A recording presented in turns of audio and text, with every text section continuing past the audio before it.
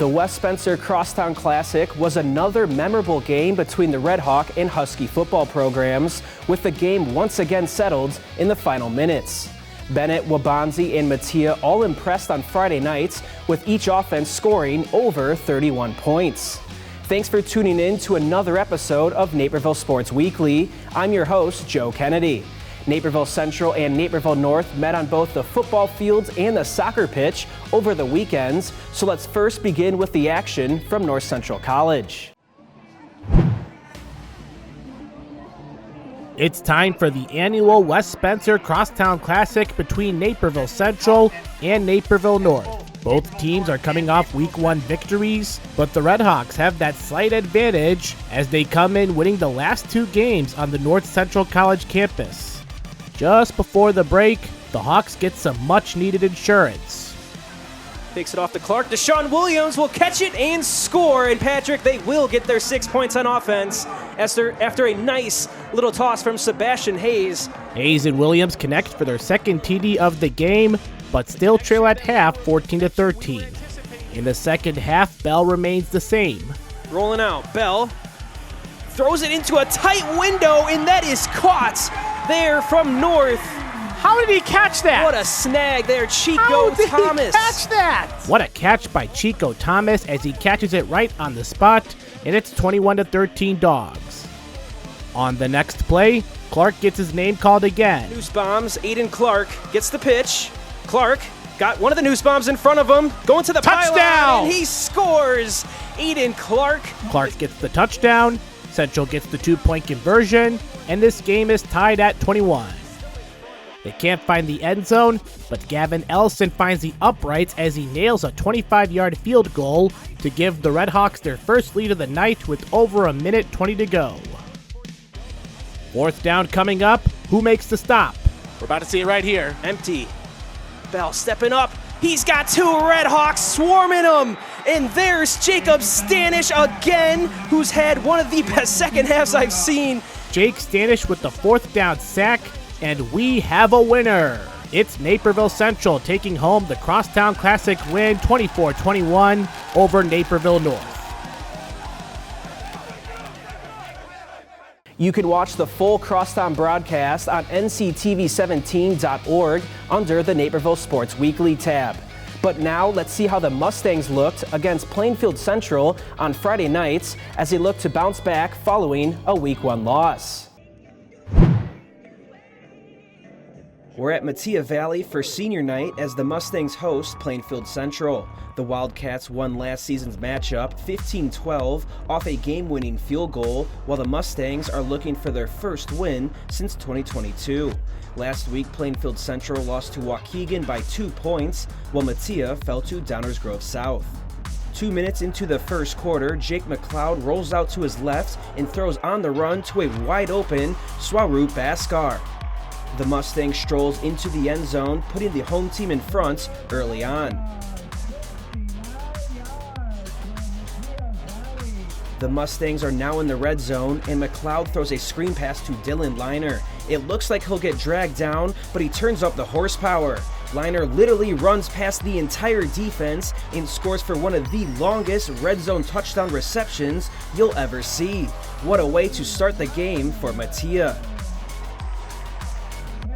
On the next drive for Plainfield Central, Jeff Maliska's pass is deflected by No and picked off by Mustang Jace Mohead. The Mustangs can't move the ball on offense, but Cameron Lays steps up for a 36-yard field goal, which he nails. Mattia leads 17-0, not even halfway through the first. A minute left in the quarter, Maliska drops back again and is picked off again, this time by Liner. We just saw the Mustang go sideline to sideline for a crazy score, but this time the Wildcats are able to catch him. On the Mustang drive, McLeod receives a nice block from Charles Flowers to find some time and throws a nice ball to Dominic Smith for the score. The Mustangs are cruising on senior night as they go into the halftime break with a 24-0 lead. 4 minutes left in the third, McLeod steps back and throws one to Liner down the sideline, who makes the grab. A couple of plays later, the same duo connects for another pass. Liner gets open on the post routes and gives Mattia another touchdown. The Mustangs run out the rest of the clock, and the defense stands tall as Mattia Valley celebrates senior night with a 31-6 win. The Bennett Academy Red Wings are back under the Friday night lights at Benedictine as they gear up for their first home game of the season against the Moline Maroons. Both teams head into this matchup 1-0, and in their meeting last year, the Red Wings defeated the Maroons 38-7 at Moline. Now in the second quarter, Moline is on the doorstep of a score. They hand it off to Adrian Cooper, who easily steps into the end zone. With that, the game is now tied at 7 with 9 minutes to play in the first half. Later in the quarter, Moline has possession again. Aiden Larson takes the handoff and searches for some space on the outside, but he's met by a number of Red Wing defenders and they jar the ball loose. Radgowski scoops it up and no one is going to catch him. He crosses the goal line for the second time, extending the Bennett lead to 14-7 with less than 5 minutes left in the first half. Now just 30 seconds until the halftime break, and Moline is on the edge of the red zone. Eli Taylor drops back to pass and lost one near the front pylon, and Chase Marner reels it in with his foot in bounds. That acrobatic touchdown grab ties the game at 14 as the teams head into the halftime break. Early on in the third quarter, the Red Wings call Radgowski's number again, and he's ready to deliver. He runs to the edge, splits the defense with his speed, and he's off to the races. He takes it all the way for the 59-yard score, his third of the game, resulting in a 21-14 Bennett lead. After a defensive stop, Bennett is on the move again. Ryan Kubacki throws a swing pass to Luke Doyle, and he has some room to work with. With some key blocks and a burst of speed, Doyle is past the defense and into the end zone. The Red Wing lead extends to 28-14 with 6 minutes to play in the third. Now in the fourth quarter, Bennett is in Moline territory yet again. Kubacki takes a snap and lofts a high pass to Doyle down the sideline. He makes an adjustment to secure the catch and is able to stroll into the end zone uncontested. His second touchdown of the day gives Bennett 49 points for the game as they go on to defeat Moline 49-29, improving to 2-0 on the young season. Both District 203 high schools welcome new athletic directors this fall, with the Red Hawks hiring from within the school, while the Huskies bring in a new face. We'll give you more on the new ADs after the break. Okay, 500 deluxe garden gnomes. Wow. I only meant to order 5. There's not enough money in my account for these. I'm gonna get charged. 2 things I just can't deal with: overdraft charges and garden gnomes. But your BMO Smart Advantage checking account gives you an extra day to avoid an overdraft fee. Nice to see a bank cutting people some slack. Well, mistakes happen, and we give you time to correct them. So you don't like gnomes, huh? What about that one?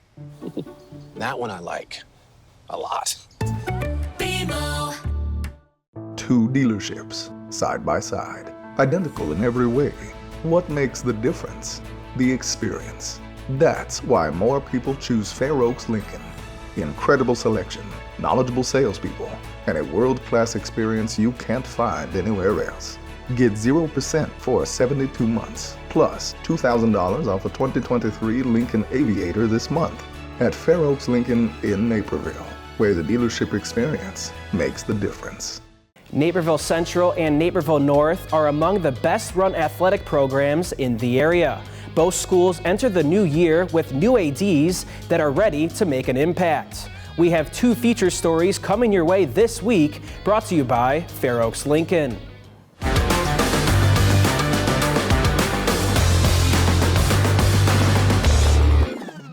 Naperville North, the pride, the tradition that is here, it is known kind of beyond the walls of Naperville. Naperville North High School has a rich history of athletic directors, but this summer, for the first time since 2014, Husky Athletics needed a new leader.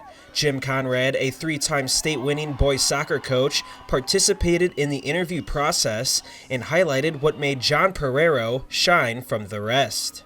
I think what made John stand out is the fact that you could see his vision when he talked to us. And that's kind of a cliche thing to say.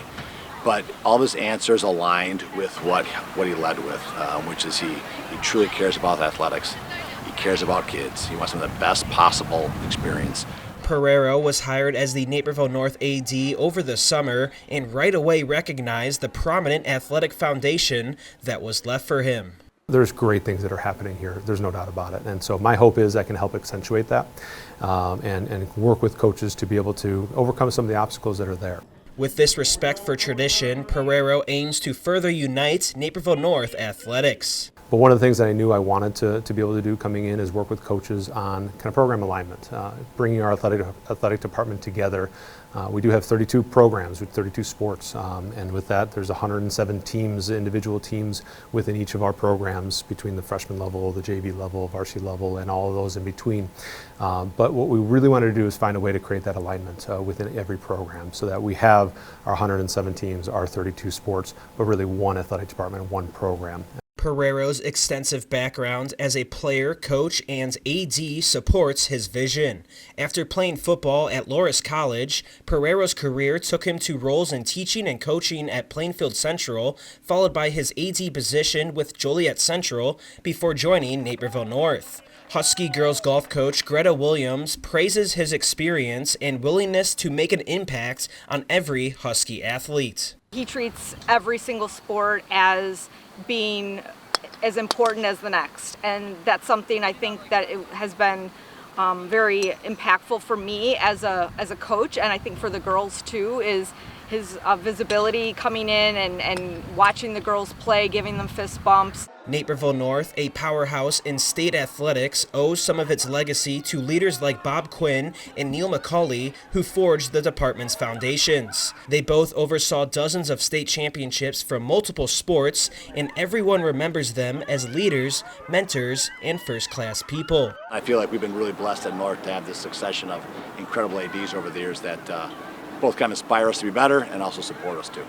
Pereiro's vision promises to unite every team, athlete, and coach under one proud banner. Together, they stand ready to embrace the future, united as one Husky family who are, as the motto says, driven to compete.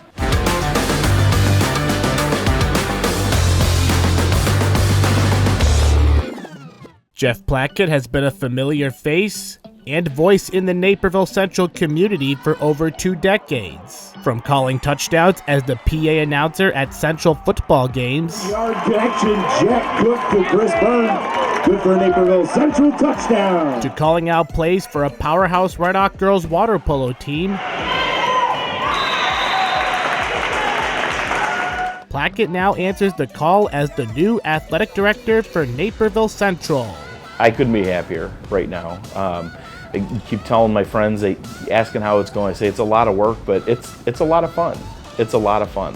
I get to be the biggest Red Hawk fan of them all, so that's a pretty neat spot to be in. Plackett is no stranger to the Naperville area. He grew up in the city, attending high school at Naperville North, where he played football, swimming, and boys water polo. After competing for the Blue and Orange, he went to Western Illinois University, where he majored in English. That led to Plackett's hiring as an English teacher back in his hometown, Naperville Central. From there, he built his way up by being an assistant boys water polo coach before taking the reins as the girls head coach, where he led the Hawks to 10 state tournament appearances, earning 6 state trophies in total. He shifted from teaching to counselor during that time, eventually becoming the counseling department chair. Serving in so many roles at the school provides both Plackett and the other Central coaches with comfort in seeing the years of investment he's already made in the Red Hawk community. You know what I think I'm most excited about is to work with other coaches and athletes just in a different capacity. I've been around the Naperville Central community for so long at this point, and I've worn so many different hats. This is just kind of another way to serve, and it's a neat way to be a fan of all things Naperville Central, sitting in the chair that I'm sitting in. I was excited due to the fact that he'd been there for 20 years and he was going to then carry on the tradition that we've had there for a long time. And he knew how things have run, and I thought he would have good ideas on how to make things better. While there is excitement that comes with the new opportunity, The chance to serve as a head coach or even the football PA announcer for over a decade has been a cherished experience for the Naperville native. The follow-up question immediately after that is, who's going to be the new public address voice for Red Hawk football? And when you're sitting up there in the booth and you're behind the crowd, you don't really know how much people are paying attention to what's coming out of the speakers. But I've learned quickly to. It's kind of neat to know that for a lot of folks that you were the voice behind the scenes.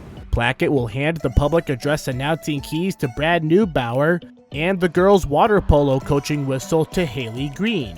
He is excited to be the new Red Hawk AD, but knows the first season will have its learning curves as he transitions from overseeing one team to watching over the dozens of sports offered at Naperville Central.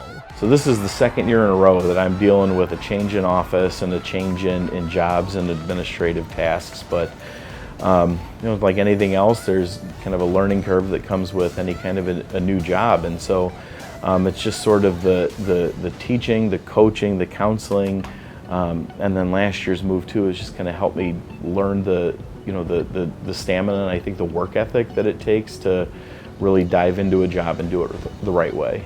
Overseeing all athletics provides a chance for a bright future for Naperville Central, thanks to Plackett's longtime close relationship with the Red Hawk coaches and the Naperville community. He brings a sense of history. As a community member of Naperville his entire life, he understands kind of where not only Naperville Central but Naperville North come from. And I look forward to seeing not only in bringing in the history, but where he's going to take Naperville Central to another level that it hasn't been to yet. As the new school year gets underway, the lifelong Naperville native feels right at home and will continue to bleed red and white through the next stage of Naperville Central athletics history. I'm looking forward to good experiences for the kids. I'm looking forward to good experiences for the coaches. I just think that this is going to be a great year. For Naperville Sports Weekly, I'm Patrick Cotto. When we return, let's see if Naperville North boys soccer wins a 9th straight Best of the West championship. We'll also give you the boys' play of the week. In these complicated times, local news has never been more important. DailyHerald.com lets you stay connected to your community, wherever you are. We live in a safe community, but not a crime-free community. If you see something, say something. Be a Naperville Crime Stopper.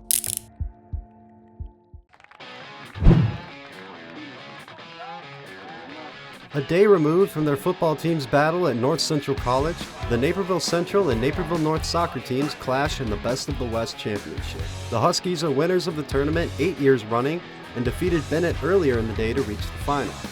Standing in front of them is the Red Hawks, who won an early season win over their crosstown rival. North start the match off with their foot on the gas pedal. Nico Lottis works down the right side of the field, freezing up a defender as he delivers a cross that's met by the right foot of Noah Radke. The senior connection puts North up 1-0 15 minutes into the game. Not long after, Lottis looks to kickstart things on offense as he wins the ball from Ryan Lafferty. He only gets but a few steps of daylight though before Michael DeFalco fouls him back. The referee sees a little bit more though, and DeFalco is booked for the first yellow card of the match. A dangerous moment for Central as the speedy Jackson Stokes finds a breakaway. The offside flag stays down, and Ryan Gervais gets down for a great defensive play denying a shot attempt. Derek Williamson launches a nice throw-in towards the North box. It gets to the back post, but Jack Buska is there to scoop it up for North. They'll take their 1-0 lead into halftime. Into the second half we go as Gavin Brown works into North's half. He finds Nathan Laird, who cuts back to the middle before rifling a shot just wide of the net. North's lead is safe for now. Late into the match, Lafferty and Michael White play it back and forth before Lafferty is freed up for a shot that goes straight into the arms of Buskas. North hold on to win 1-0, and they take home a 9th consecutive Best of the West championship.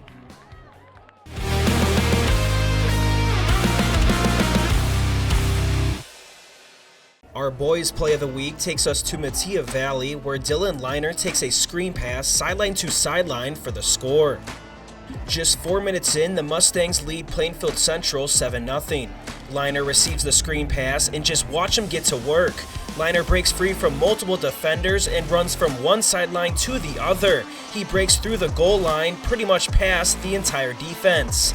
Liner would add another touchdown and an interception in the game, earning our boys' play of the week.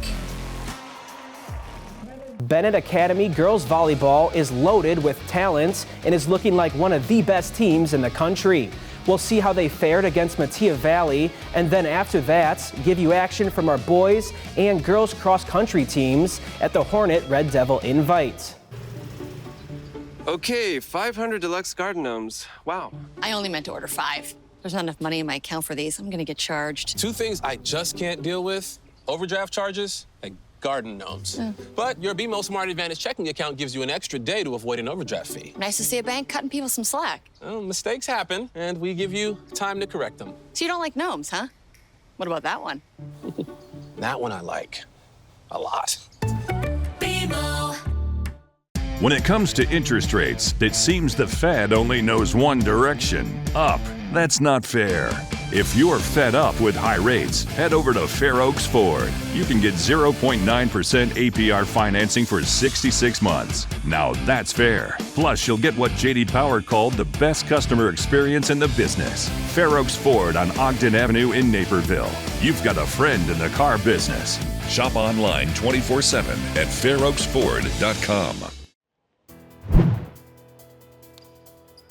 It's a battle of 2 recent state qualifying girls volleyball teams, with the powerhouse Bennett Academy facing Metea Valley. Both teams are off to strong starts to the season, with the Mustangs holding a 5-2 record and the Red Wings showcasing a decisive 7-0 start.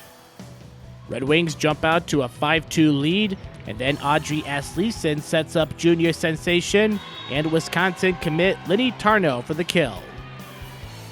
The Mustangs find a new way to grab a point from a Katie Shuley ace, and that makes it an 8-5 deficit. Anaya Warren is back to serve for Bennett, and as the Mustangs set up, Tarnow sets up a wall on Olivia Stewart's kill attempt. That point extends their lead to 13-8. Although Stewart won't be denied quickly, Shuley sets her up, and Stewart comes outside for the kill.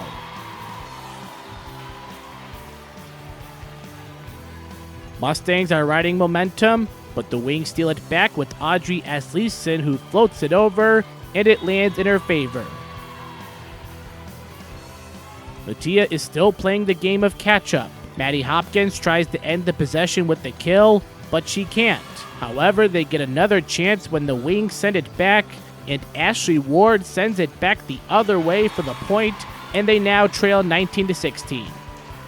That just fuels Bennett, who slows the pace down even by the skin of their teeth. Metea tries to keep the rally going, but Gabby Stasis is in the middle and gets her kill to go. Set point is coming up for the Wings, and of course it's Tarnow who secures the 25-21 set 1 victory with the kill. Metea flips the script in set 2 thanks to an Addison Terrain ace. Things are going their way early on, and Maddie Hopkins brings the heat on her kill, and it helps the Mustangs grow their lead to 8-3. BA fights right back, and with Tarnow in the middle, she quickly gets a heads-up kill to even things up at 8.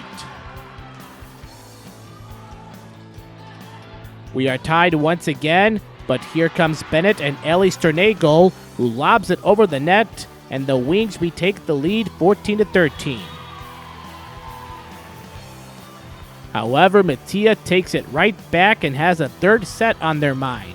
After an Ava Guzowski dig and a Shuley hit, Hopkins tallies one of her 11 kills, and that puts the Black and Gold up 20-16.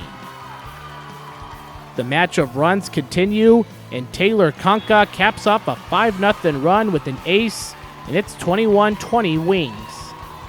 It's match point for the Wings, and it's Sternagel drawing up the ace to seal the thrilling 2-set victory for Bennett. Wings end the second set on a 10-4 run and win the 2 sets 25-21 and 26-24. We're in Hinsdale, Illinois at Catherine Legg Park for the Girls Cross Country Hornet Red Devil Invitational. Bennett and Neuqua Valley both participated in the boys race this year, but did not participate in the girls race. Metea Valley and Naperville Central return to compete this season. At 9:30 a.m., with 20 teams in total participating, we set things off for the 2.9-mile course this year. Right out of the gate, a cluster of Hersey runners power on, with Palatine, Evanston, Minooka, and Wheaton-Warrenville South close by. Metea Valley runners Kaylee Russell, Isabella Sieben, and Srenika Gundlapalli look to lead the Mustangs. Life in the fast lane continues at the 1.5-mile mark, with Mount Prospect's Veronica Snajda leading the way. Wheaton-Warrenville South Nicole Poglich is nearby, and Minooka's Maya Ledesma trails. Hersey's Madeline Bialco follows behind Meg Peterson from Prospect. Snajda continues in the second mile, retaining first place. Ledesma, Bialco, Poglich, and Peterson round out the top 5 at mile 2. Batavia has a strong pack with Avery Hacker, Madeline Cassidy, and Gwendolyn Crodel in the top 20. Later on in mile 2, Naperville Central's Lola Satry Morales leads the Red Hawks near the top 25 runners. Teammates Bryn Miller, Eloise Graft, and Ali Opalka form a pack just a little further back.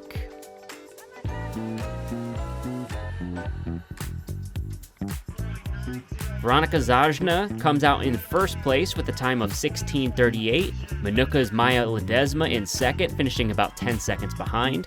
Meg Patterson places third, and Hersey's Madeline Bialco in fourth. Alexa Eisenstark, Mara Garetha Grobski, Elizabeth Walls, and Sophia Donner all join Bialco in the top 25 to help Hersey to a first-place team finish. Lola Satry Morales placed 22nd as the top local finisher. Naperville Central finishes the day in 6th place as a team, with Metea Valley in 14th. Prospect finishes in 2nd, with Batavia in 3rd.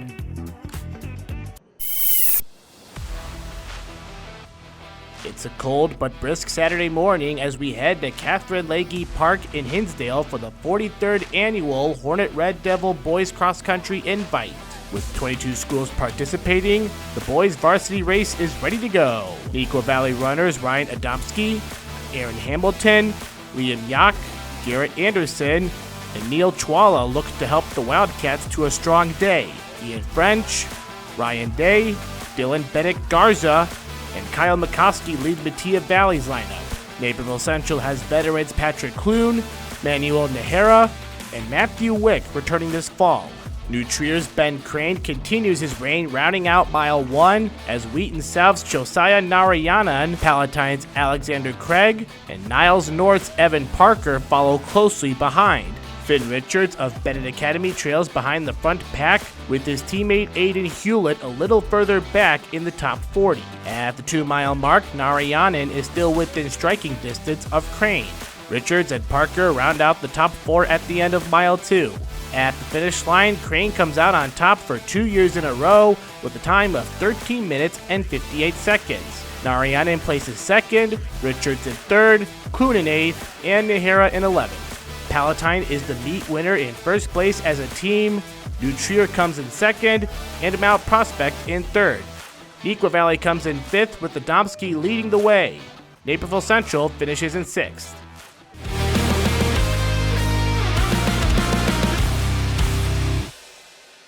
Our girls' play of the week comes from Linny Tarno of Bennett Academy Volleyball. Taylor Kunka serves it in for Bennett, and the Mustangs try to get it over, but Linny Tarno is too quick and too tall. The Red Wing one-hands it over the back row for the points. Taking another look in slow motion, it's a heads-up play from Tarno. Bennett would win the match in straight sets. That will close out our second show of Naperville Sports Weekly Season 18. Thanks for tuning in. You can find all of our highlights, feature stories, and community sports on nctv17.org. You can also find us on social media at nctv17 on Facebook, Twitter, and Instagram. For Naperville Sports Weekly, I'm Joe Kennedy.